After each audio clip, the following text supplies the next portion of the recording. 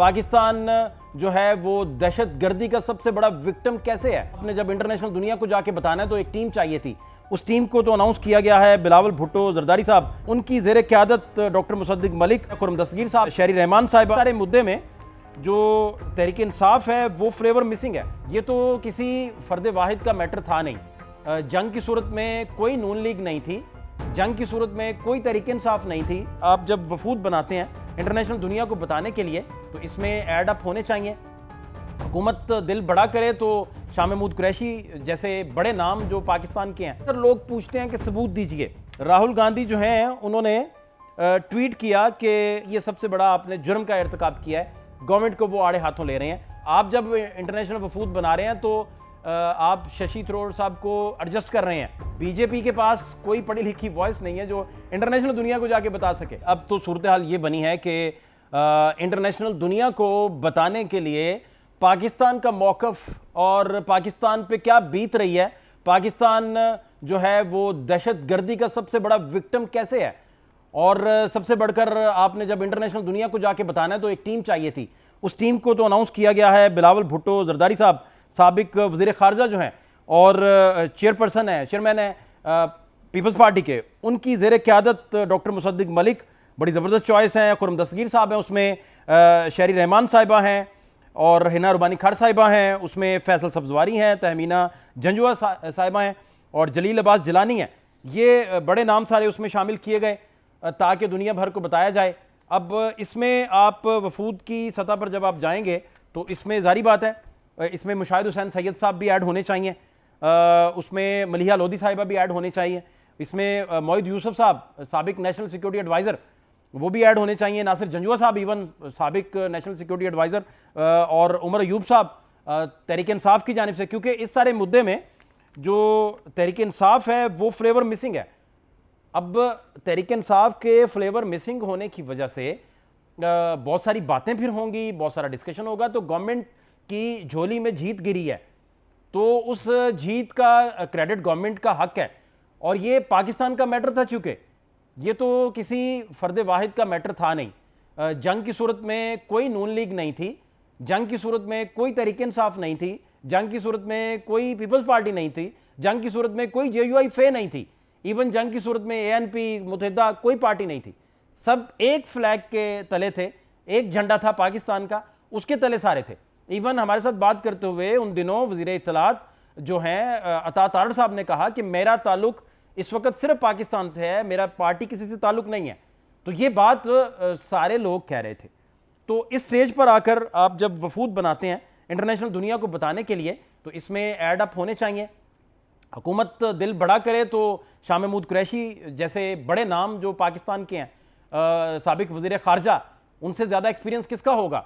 बहुत बड़ा नाम पाकिस्तान का, पीपल्स पार्टी की ट्रेनिंग भी है, उनके पास तहरीक इंसाफ की ट्रेनिंग भी है, खुद एक जहांदीदा बड़ा नाम है। आजकल तो हॉस्पिटल में है, हॉस्पिटलाइज हैं, सेहत की उनकी खराबी है, लेकिन फिर भी गवर्नमेंट को इस तरह के नाम। फिर कामरान मुर्जा साहब बड़ी हम्बल वॉइस हैं, अहमद बिलाल सूफी साहब इंटरनेशनल एक्सपर्ट हैं लॉ के, इवन डॉक्टर हसन अब्बास साहब इंडस वाटर ट्रीटी के बहुत बड़ा नाम। तो ये सारे मुद्दे हैं जिनको और ज़्यादा बेहतरी से अगर गवर्नमेंट देखेगी तो शायद और ज़्यादा इसमें बेहतरी भी आए। और ये जो आपको इत्तेहाद नज़र आ रहा है, क्योंकि जंग के दौरान और जंग से पहले इत्तेहाद वक्त की ज़रूरत थी, तो यूनिटी आपको नज़र आई है। पॉलिटिकल फ्रंट पे आपको यूनिटी नज़र आई है, हर तरह के फ्रंट्स जो थे वो यूनिटी से भरपूर आपको नज़र आए। इसी ने शायद नैरेटिव बिल्डिंग में और फैक्ट्स को इंटरनेशनल दुनिया तक पहुँचाने में बड़ा रोल प्ले किया। तो अब जब आपके डेलीगेशंस जो हैं मलेशिया भी जाएंगे, दीगर ममालिक में भी जाएंगे, चाइना भी जाएंगे, हर जगह जाएंगे, तो ये सारी चीज़ें, एक तो ये बड़ी अहम तरीन बात है।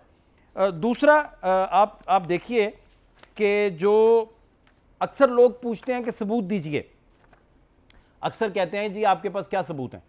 कोई भी बात करें तो इंटरनेशनल जो मॉनिटरिंग होती है या इंटरनेशनल प्लेयर्स हैं उनकी कही हुई बात को माना जाता है। जो पार्टी खुद क्लेम कर रही होती है उसकी बात तो नहीं ज़्यादा सुनी जाती ना।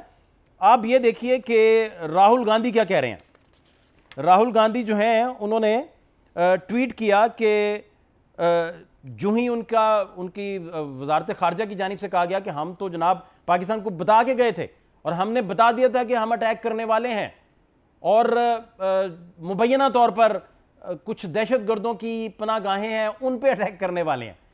तो इस बात को राहुल गांधी साहब किस तरह कर रहे हैं?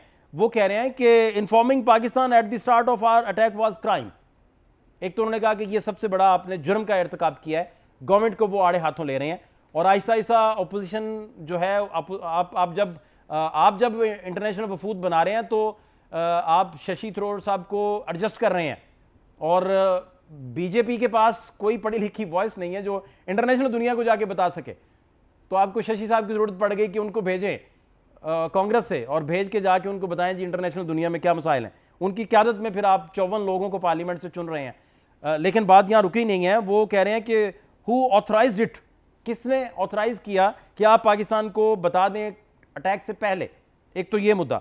दूसरा, how many aircrafts did our air force lose as a result, कि हमारी एयरफोर्स ने, राहुल गांधी पूछ रहे हैं कि उनकी एयरफोर्स ने कितने एयरक्राफ्ट या कितने जेट तैयारे जो हैं वो खोए हैं।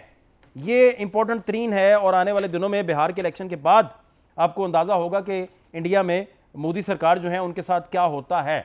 एक तो ये अहम तरीन बात है। दूसरा, जर्मन अखबार ने एक बड़ा जबरदस्त दिलचस्प दावा किया है, बड़ा इंपॉर्टेंट है।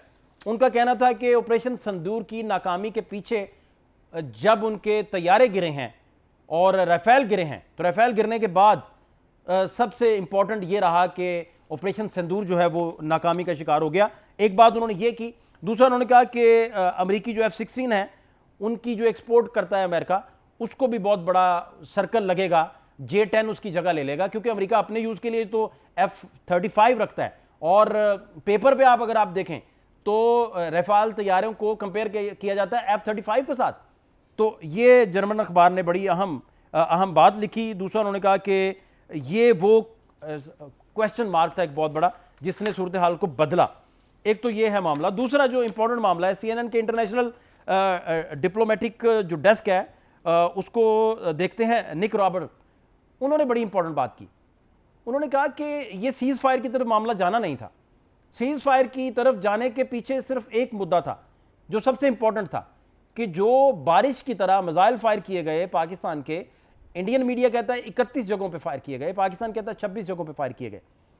तो वो बड़ा इंपॉर्टेंट था, वो एक गेम चेंजर साबित हुआ। हालांकि 6 और 7 की दरमियानी रात आप जब वहां के जेट तैयारे आपको लड़ने के लिए आते हैं, और वो कभी बहावलपुर पे एयर स्ट्राइक करने की कोशिश करते हैं, कभी वो कोटली पे करते हैं, आज़ाद कश्मीर में करते हैं, अहमदपुर शर्किया पे करते हैं, तो उसके नतीजे में जो पाकिस्तान ने उनके तैयारे गिराए 5-0, और बाद में प्राइम मिनिस्टर पाकिस्तान ने 6-0 बताया, दफ्तर खारजा ने भी कहा।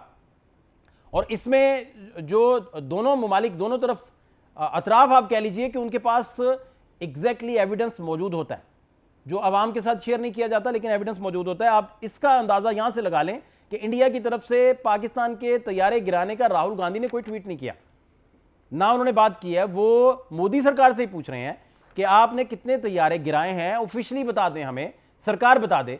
आप देखिएगा कुछ दिनों बाद, अभी कुछ दिन ठहर जाएं तो फिर आपको ये आवाज़ें भी आना शुरू हो जाएंगी। और दूसरा जो अहम तरीन है, PSL का मैच कल था, वहाँ आर्मी चीफ भी मौजूद थे, मोहसिन नकवी साहब भी, दीगर लोग भी मौजूद थे, और वो PSL का मैच बड़े अच्छे तरीके से शुरू हुआ, बड़ा एक जश्न का समा था। एक तो ये मामला है। और इंडिया के कागजों में उन्होंने रावलपिंडी का जो स्टेडियम था वो तबाह कर दिया था। और उनके कागजों में अगर आप देखें तो वो कह रहे थे कि वो तबाही हमने मचा दी है, और लाहौर भी हमने फतह कर लिया, और कराची भी फतह कर लिया, और लाहौर के साथ एक बंदरगाह भी लगती है, वो भी फतह हो गई है। एक तो ये बड़ा अहम है। दूसरा, उधर यहां PSL हो रहा है, वहां सवाल उठाए जा रहे हैं, सवाल उठा रही है उनकी जनता, और जो एंकर्स हैं उनके सामने से माइक हटा देते हैं, उनसे सवाल पूछे नहीं जा रहे। जब सवाल उनसे किए जाते हैं एंकरों से, तो वो भी कोई बात नहीं कर रहे। तो एक तो ये है। मैं चाहूंगा सबसे पहले DGISPR ने बड़ी अहम बात की है, और उन्होंने बताया कि सीज फायर के लिए वजीर दिफा ने, इंडियन वजीर दिफा ने बात की थी, और उन्होंने कहा था कि सीज फायर हम चाहते हैं। और इसके साथ साथ अगर आप CNN की अलियाना जो हैं ट्रीनी, उन्होंने जो बात की, उन्होंने कहा कि पाकिस्तान की तरफ से हसास मालूमात जब अमेरिका को आई, तो अमेरिका फिर इसमें कूदता है और सीज फायर के लिए वो जदोजहद करता है, और वो इंडिया को मनाता है, इंडिया को कन्विंस करता है कि हम सीज फायर करने लगे हैं। और इस दौरान इंडिया पे अटैक हो चुके होते हैं, और इंडिया के 26 जगहों पे जब अटैक होते हैं और उनका S-400 जब वो क्लैप्स करता है, तो ये सारी सूरत हाल बनती। सबसे पहले देख लें DGISPR जो बात कर रहे हैं कि वजीर दिफा ने सीज फायर का कहा, वो एग्जैक्टली क्या बात है और खित्ते में जंग की तरफ धकेलने के लिए इंडिया का क्या रोल है, ये जरा देख लें। दूसरा मैं चाहूंगा कि वहां जो माइक छीनने का सिलसिला जारी है और लोग सवाल पूछते हैं तो आप वहां के एंकर जो हैं वो माइक छीन लेते हैं, वो वहां क्या सिलसिला चल रहा है और वहां जितनी भी आवाजें मोदी के एंटी उठ रही हैं, जो आपको फैक्ट्स बता रही हैं, अपनी ही उधर की जनता को फैक्ट्स बता रही हैं, वो भी जरा सुन लें। ऐसे ये तो इंपॉर्टेंट आप सूरत हाल देख रहे थे। अब दूसरा, जो वफूद इंडिया भेजेगा वो वफूद इंटरनेशनल दुनिया को जाकर क्या बताएंगे, वो क्या डिस्कस करेंगे कि हमने जंग मुसल्लत कर दी थी, वो क्या डिस्कस करेंगे कि हमने पाकिस्तान को जंग मुसल्लत करने के बाद जब मुंह की खाना पड़ी तो हमें सीज फायर करना पड़ा।